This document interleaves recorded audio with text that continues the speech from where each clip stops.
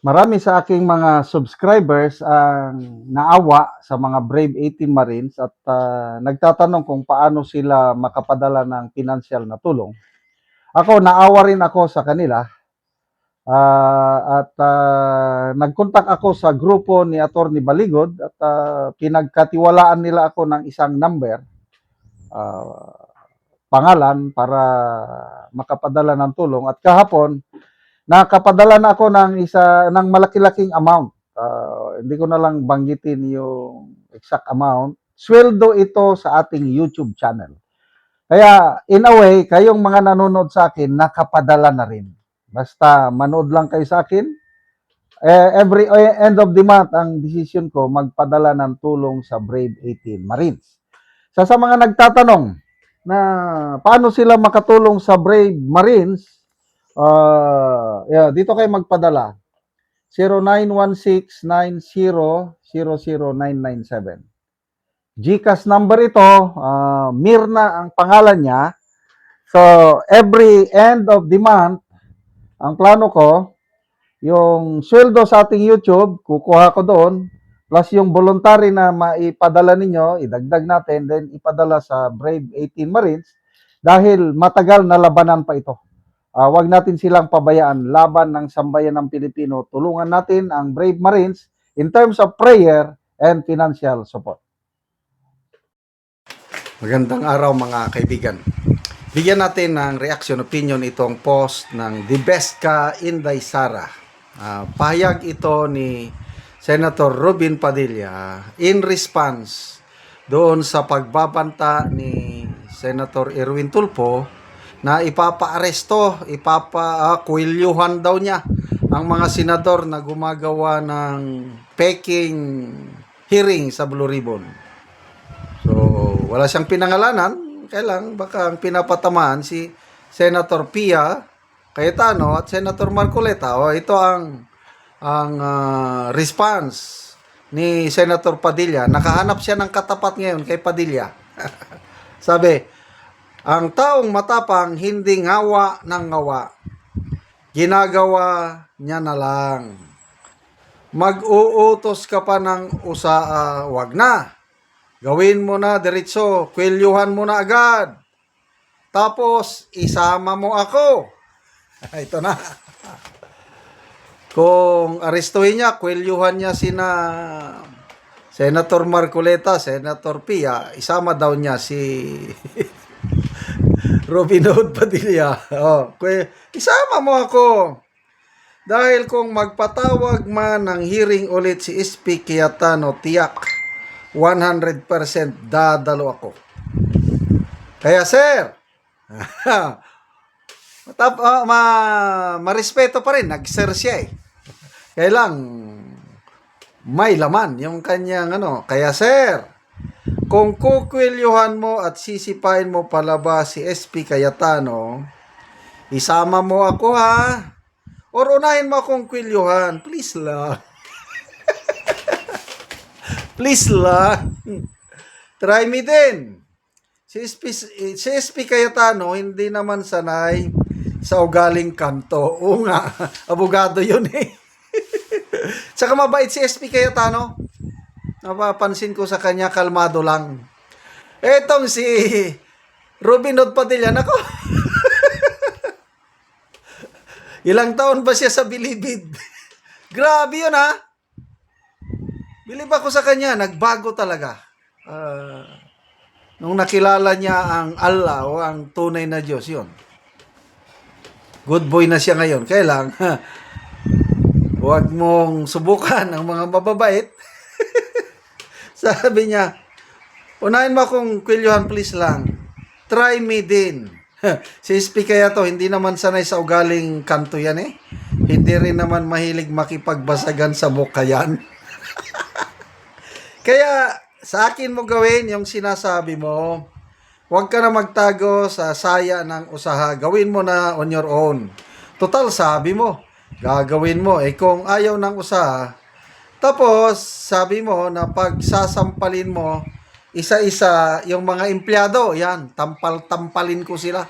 Yung mga empleyado daw ng Senado na tumulong sa pagkandak ng Blue Ribbon hearing nung June 4, tampal-tampalin o sampal-sampalin daw ni Senator Erwin Tulfo. Sampalin mo isa-isa yung mga empleyado sa Senado at pagtatadyakan mo isa-isa habang nakapila. Puro ko namang dak-dak. Gawin mo na lang. Pero sa akin mo unang gawin. Try me. Grabe, ito na. Kung ano man ang gagawin ni Erwin Tulfo sa kapwa niya senador o sa mga sumusunod lang sa utos na mga empleyado ng Senado, dapat Robin Padilla muna. Mabuti rito, medyo nakakabahala ang nangyari sa Senado, but things like this, medyo nare-relieve ako, nawawala yung stress. Itawa na lang natin, di ba? Tawanan mo ang iyong problema. Oh, ano kayang sagot ni Erwin Tulfo dito? Matapang itong mga Tulfo talaga, as in, matapang. Walang kinakatakutan, walang inuurungan. Yan po ang tatak Tulfo. Tingnan natin ngayon kung anong ibubuga niya laban sa isang Robin Hood Padilla na kanto boy. Experience kung sa amin pang mga sundalo, battle hardened na ito. Marami ng pinagdaanan sa buhay, marami ng enkwentro. Yung karanasan niya sa bilibid, mahirap yun. Kaya lang, ngayong nagbago na siya, I don't know, anong mangyayari. Ito, reaction, people's reaction. Ako, nag-like ako sa kanya. 3,200 ang nag-react. 2,200 ang nag-like. Ako, nag-like ako kay Padilla. 640 ang nag-love. 317 ang tumatawa. Oh. So, yung 317, tinatawanan nila si Senator Padilla. Yun lang din ang bumibilib kay bumibilib kay Erwin Tulfo. Okay. Basa tayo sa mga comments. Jose Reyes, nakahanap ka ng katapat ngayon, Erwin Tulfo. George Cayetano, haya na, sige, tignan natin kung kaya mo ang kamao ni Bad Boy. Oh, ang daming nagre-react. Oh, may katapat ka na, Erwin. Sige daw, Tulpok, nakahanap ka na ng katapat. Tama po yan, Sir Ruben. Galing. Salamat mga kaibigan sa inyong pagsubaybay sa channel na ito. Nakakatulong kayo ng malaki sa tribong Talanding ng Bukidnon dahil ang income natin sa channel na ito is pantulong po sa tribo. Namimigay tayo ng libreng yero at pako para makapagpatayo sila ng mas maayos na tirahan. Panoorin nyo ang video na ito. Ug karon mo nini ang matagaan og yero. Salamat kayo ha sa paghatag sa sin. So muna ni ang atop nga nata na gyud kung muulan, so maulanan na gyud siya.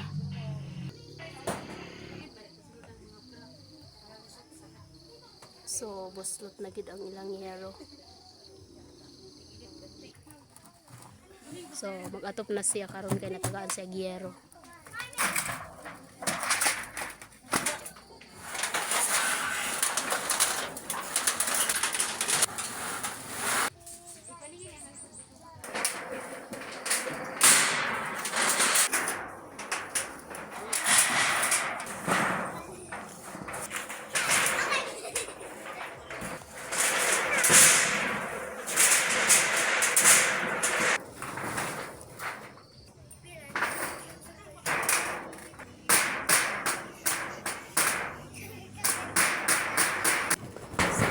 No, nagyud og atop og napalian na ang ilang yero.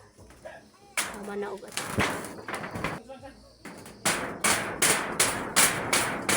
So nindot gid kayo kay napalian na ang gatuluan. So karon te unsay imong masulti nga natagaan kag yero og human na gyud og atop ang imong balay nga Daghang salamat una-una sa tanan sa Ginoo ug sa nagtan-aw sa video. Og labi na sa nag-sponsor. Kay kani akong balay 5 years na aya pa gid ni napulian og yero. So na kay anak te. Naa So pila ka buki mong anak? isa unya bros pagid ko karon. So si ate, isa yang anak, so nanay ikaduha, so aya pag ginapulian ang yang yero nga gatuloan na. So karon ate wala na gyud, di na gyud katuluan.